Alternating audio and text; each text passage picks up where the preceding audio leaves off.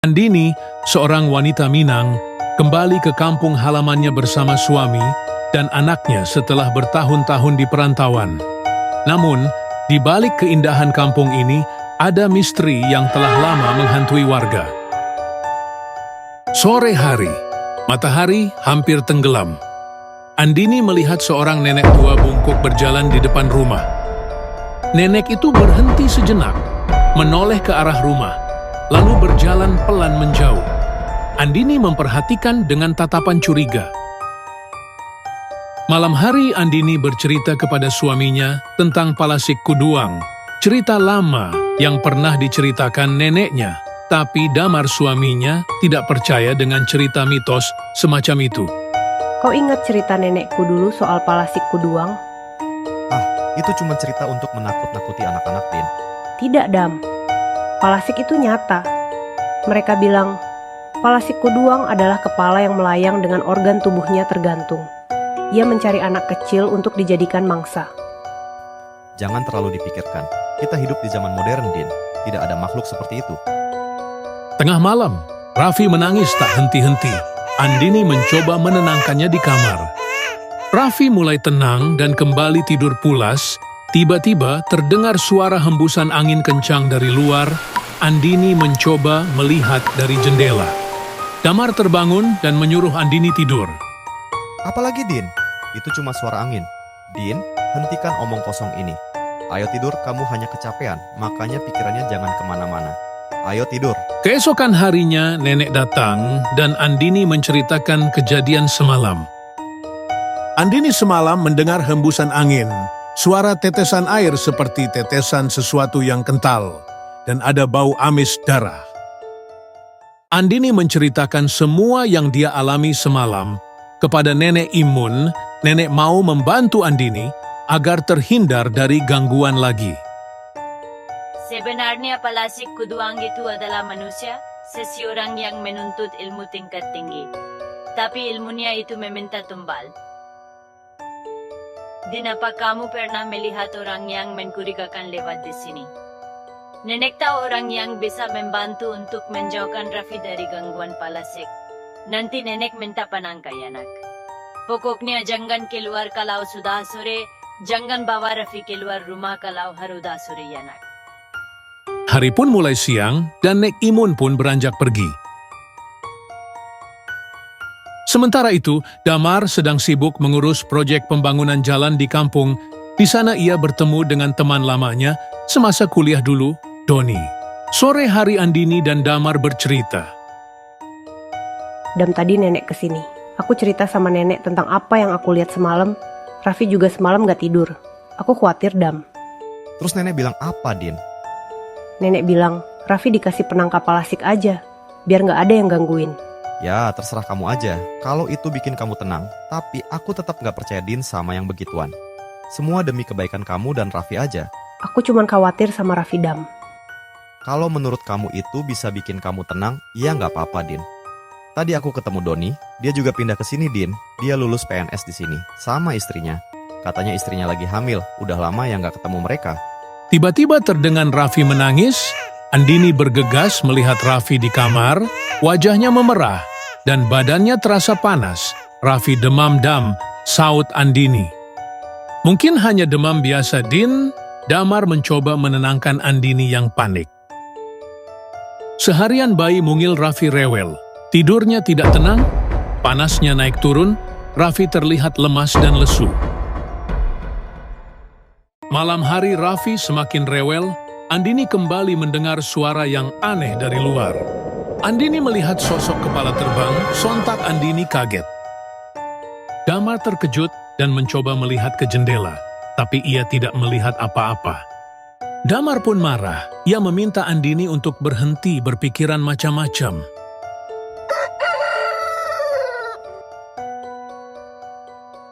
Pagi pun menjelang, tapi kondisi Raffi makin lemas.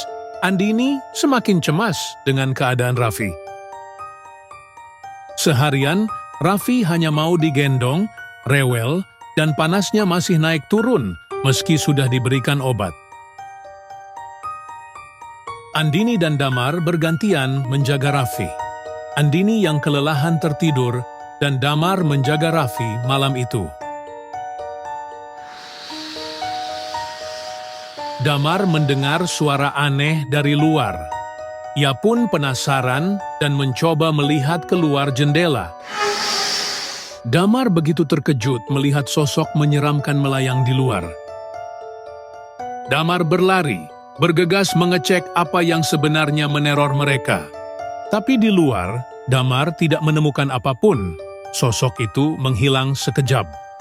Pagi hari, Damar bertemu dengan seorang kakek yang tinggal di ujung jalan di tempat proyek yang sedang dikerjakan Damar. Damar menceritakan semua yang dialaminya semalam kepada kakek Muri. Warga desa memanggilnya Tuak Muri. Palasik itu apa, Pak? Palasik sebenarnya adalah manusia. Dia adalah orang yang mempelajari ilmu hitam untuk melawan musuh pada zaman dahulu, ketika masih zaman penjajahan, tapi yang namanya ilmu hitam akan memakan tumbal. Dulu di sini tinggal seorang nenek tua, namanya Darih. Dahulu kala warga desa sudah mengusir nenek ini dari kampung, tapi kenyataannya Palasik itu masih ada sampai sekarang. Percaya atau tidak, memang sudah banyak korbannya anak. Palasik akan mengintai wanita hamil, anak bayi dan balita. Palasik akan menghisap sukma mereka. Bagaimana ciri-ciri kalau bayi terkena Palasik, Pak? Pada bayi akan demam panas, rebel tidak mau menyusu, ubun kepala cekung dan buang air besarnya akan berbau seperti bangkai nak. Ya harus bagaimana, Pak? Di ujung jalan tinggal seorang nenek bernama Ani. Warga di sini biasa berobat ke sana. Coba antar Raffi ke sana, nak. Baik, Pak. Terima kasih, Pak. Damar pun segera bergegas pulang. Sesampainya di rumah, Damar terkejut. Sahabatnya Doni menunggu di rumah. Mereka adalah sahabat lama.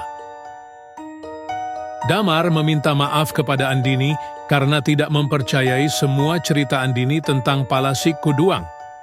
Damar dan Andini sepakat mengantarkan Raffi berobat ke tempat Nenek Anih. Nek Anih berpesan, tingkatkan ibadah, dan Nek Anih memberikan penangkal berupa benang pancarono, dasun tungga, dan beberapa panangkal lainnya untuk Raffi. Raffi mulai membaik. Perkembangannya pun pesat. Raffi sekarang sudah bisa duduk sendiri dan sudah kembali ceria lagi. Tidurnya pun sudah nyenyak. Raffi sekarang jarang terbangun dan menangis tengah malam. Andini! Pagi buta terdengar suara Anissa sahabat Andini memanggil. Anissa dan Andini adalah sahabat lama. Andini menyuruh Anissa yang sedang hamil untuk waspada terhadap Palasik Kuduang. Tapi Anissa tidak percaya dengan hal seperti itu. Din, tadi sebelum aku kesini, aku ngeliat nenek-nenek di jalan. Kasian ya anaknya, kemana sih? Kamu ngeliat nenek? Jangan-jangan kamu ngeliat Palasik Kuduang. Jangan ngada-ngada deh, Din. Itu cuma cerita horor yang di TV-TV. Nisa, serius Nis. Kamu harus minta penangka. Aku udah ngalamin Nis. Raffi sempat kena Palasik. Untung cepat diobatin Nis. Alah, kamu kan tahu sendiri. Aku paling gak percaya sama yang begituan. Kamu dengerin aku deh, Nis. Emang kayaknya mustahil. Tapi aku udah ngalami sendiri, Nisa. Percaya deh sama aku. Ada-ada aja deh kamu, Din. Anissa dan Doni sedang menantikan kelahiran anak pertama. Mereka tampak bahagia. Usia kandungan Anissa sekarang sudah 6 bulan. Sore hari menjelang malam, Anissa melihat seorang nenek misterius di depan rumahnya. Anissa penasaran dengan nenek tua yang berjalan sendirian itu. Malam itu, di dalam tidurnya, Anissa bermimpi bertemu dengan nenek misterius yang sangat menakutkan. Nenek itu tampak menjulurkan tangannya ke perut Anissa. Pagi hari Anissa terbangun dari mimpi buruknya, tiba-tiba terdengar suara lembut dari pintu kamar. Ibu Anissa datang. Anissa bercerita kepada ibunya tentang Ica, keponakan Doni yang datang hari ini. Ibu kesini kok gak bilang aku sih, Ibu? Kan aku bisa jemput ke bandara, Bu. Ya kan biar surprise sayang. Bu, Ibu bisa aja surprise. Bu, semalam aku mimpi serem, ada nenek tua serem pegang perut aku, Bu. Kamu kecapean itu, jangan dipikirin, gak baik. Iya kali ya, Bu. Ditambah lagi si Andini cerita macam-macam. Ica kesini, Bu. Dia keponakannya Doni, anaknya Om Arman sama Tante Rita. Kok ibu lupa ya? Ica kan aslinya sini juga, Bu. kita aja yang pendatang. Hari ini si Bu Ica nyampe. Kata Doni Ica kesini mau cari tahu tentang rumah lama neneknya dulu. Neneknya Ica ke Lampung waktu Tante Anita belum lahir, tapi gak tahu juga sih Bu. Kalau Ica di sini kan aku ada teman di rumah. Doni kan sibuk ngurus proyek sama Damar suaminya Andini, jadi di rumah aku ada teman Bu. Iya, jadi kamu gak sendiri di rumah. Ibu berapa hari di sini? 3 hari sayang, Senin ibu balik. Ya kok cuma 3 hari? Aku jemput Ica ke terminal ya Bu. Gak apa-apa kamu ke terminal? Gak apa-apa, kan deket Bu. Sementara Ibu Anissa menunggunya di rumah sambil menikmati keindahan alam Minangkabau. Anissa sampai di terminal dan melihat Ica sudah menunggu di sana. Anissa sangat senang. Begitu juga Ica, mereka saling bercerita di perjalanan menuju rumah. Di jalan, mereka bertemu seorang nenek tua, sepertinya nenek mengenali Ica, wajahnya tidak asing. Wajah Ica mengingatkan dengan seseorang di masa lalu. Malam hari, di rumah Anissa, Ica bermimpi. Ia didatangi seorang nenek tua. Wajahnya menyeramkan dan berkata, "Akhirnya kamu datang, aku sudah lama menunggumu." Pagi hari Ica terbangun, ia heran dan merasa mimpi semalam seperti nyata. Hari ini ia berencana ke tempat Andini untuk menanyakan informasi tentang neneknya dulu.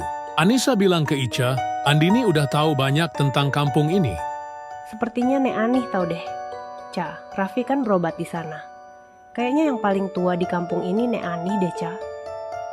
Ica mencari rumah Nek Anih dan menanyakan informasi tentang neneknya dulu. Nek Anih tahu semua tentang Nek Darih. Dahulu kala, Nek Darih pergi dari kampung. Ketika neneknya Ica masih berusia 9 tahun, dia diusir warga karena dicurigai menuntut ilmu hitam. Di perjalanan, Ica bertemu seorang nenek.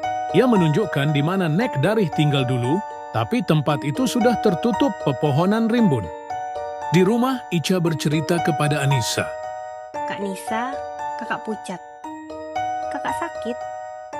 Kak, aku udah tahu letak rumah Nek Dari. Yang diceritain nenekku, tapi aku belum ke sana. Soalnya udah kayak hutan. Udah dipenuhi tumbuhan sama pepohonan. Tadi aku lihat dari depan aja. Ica juga bercerita kepada Andini. Dia juga menceritakan tentang Nek Darih yang dulu diusir warga.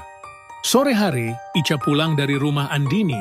Ia melihat seorang nenek misterius berjalan dari arah rumah Anissa.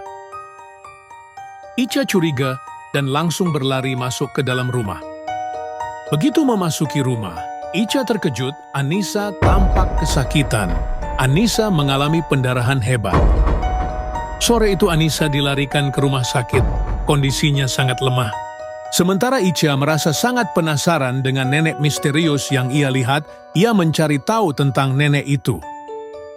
Nek Anih menceritakan tentang ilmu hitam dan palasik kuduang. Nek Anih bilang, mungkin palasik itu bukan neneknya Ica, karena palasik itu masih ada di kampung ini. Warga yang mengetahui kedatangan Ica merasa cemas, karena Ica adalah keturunan dari Nek Darih. Keesokan harinya, Anissa pulang dari rumah sakit, kondisinya tidak baik. Anissa tampak semakin lemah. Dokter menyarankan bayi Anissa segera dilahirkan. Sementara kandungannya baru 8 bulan, kondisi Anissa tidak memungkinkan untuk menunggu. Tapi Anissa tidak mau, ia bersikeras menunggu hingga kandungannya cukup bulan. Andini datang menjenguk Anissa. Nisa, kamu kelihatan pucat sekali Nisa. Kita berobat sama Nek Anih yuk Nisa. Percaya nggak percaya? Kita coba aja dulu berobat kampung. Tapi Anissa menjawab dengan nada datar. Udah terlambat, Din. Jawaban Anissa itu terus berputar di pikiran Andini, perasaannya tidak enak. Malam hari, Doni mendengar suara aneh. Ia terkejut saat melihat keluar jendela. Doni teringat dengan cerita Damar tentang palasik kuduang. Dia salah. Selama ini tidak mempercayai semua itu. Malam itu Ica mengalami kejadian aneh. Ia merasa tubuhnya begitu ringan, seperti melayang. Kemudian ia bertemu dengan sosok seram. Ica sangat terkejut dengan apa yang dia alami semalam. Apa ini semua perbuatanmu? Bukan saya, tapi kau. Kau adalah keturunan dari, begitu juga anak Anissa, dan kau yang sudah mewarisi itu semua. Memang dari waktu itu sudah pergi, tapi dia kembali untuk membalaskan dendam. Sebelum ilmu itu diturunkan, dia tidak akan bisa meninggalkan dunia ini. Ica begitu terkejut dengan apa yang ia dengarkan pagi hari saat ia bangun dari tidurnya. Apa aku Palasik Kuduang? Siang itu, Doni menceritakan semuanya pada Damar tentang sosok kepala terbang yang ia lihat semalam. 1 bulan berlalu, hari kelahiran tiba. Bayi Anissa selamat, tapi Anissa kondisinya sangat buruk. Ica terus berusaha mencari bantuan. Ia menceritakan semuanya pada Nek Aneh. Malam itu mereka melakukan ritual untuk bertemu dengan Nek Dare. Ica, maafkan nenek nak. Nenek tidak ada maksud untuk melibatkan kalian seperti ini. Nenek tidak tahu akan seperti ini akhirnya. Jika nenek tahu seperti ini, tidak akan nenek mempelajari ilmu hitam itu. Ica, ilmu itu sebenarnya bisa kau kontrol. Kau bisa berburu di dalam hutan, nak.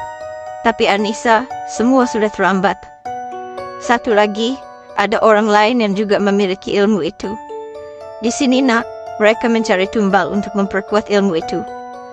Jaga bayi Anissa. Tapi ritual itu terputus dengan kedatangan sosok yang menyeramkan. Sosok itu berkata, Bayi Anissa milikku.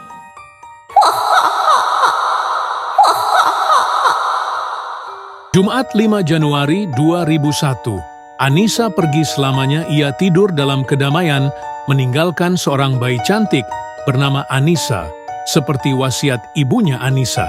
Doni suaminya, Andini dan Damar sahabat Anissa, semua larut dalam kesedihan hari itu.